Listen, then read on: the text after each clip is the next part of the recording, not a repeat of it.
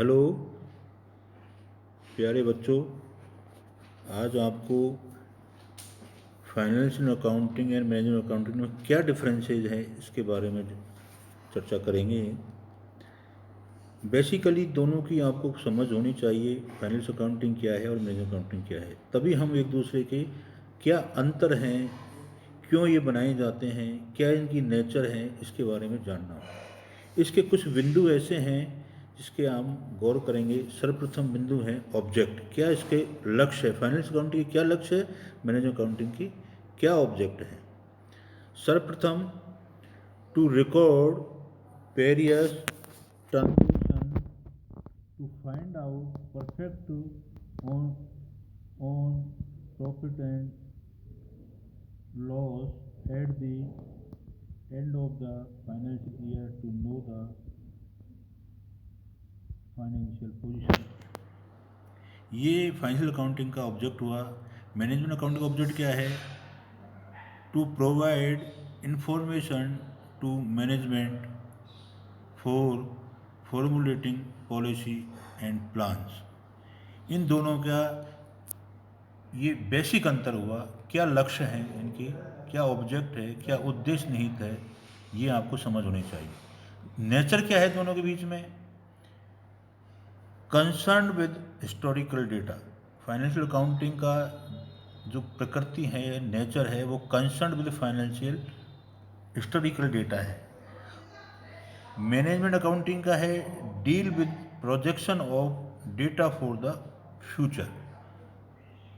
Management accounting का ये nature है। फिर प्रिंसिपल क्या है? अकाउंटिंग प्रिंसिपल है थर्ड नंबर का, it is a governed by generally accepted principles and continuity once management accounting में है no set principles are followed. इसमें कोई प्रिंसिपल का एक जैसा फॉर्मूला नहीं है, जबकि उसमें प्रिंसिपल का कुछ प्रिंसिपल है और उसकी निरंतरता या को ध्यान में रखा जाता है। लीगल कंपल्सन्स है तो अगला इनका अंतर का बिंदु है।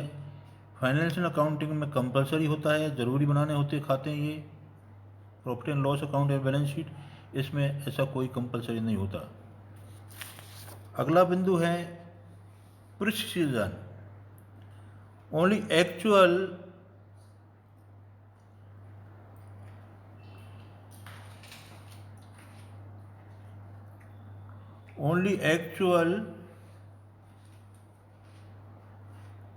followers are recorded with perfect accuracy and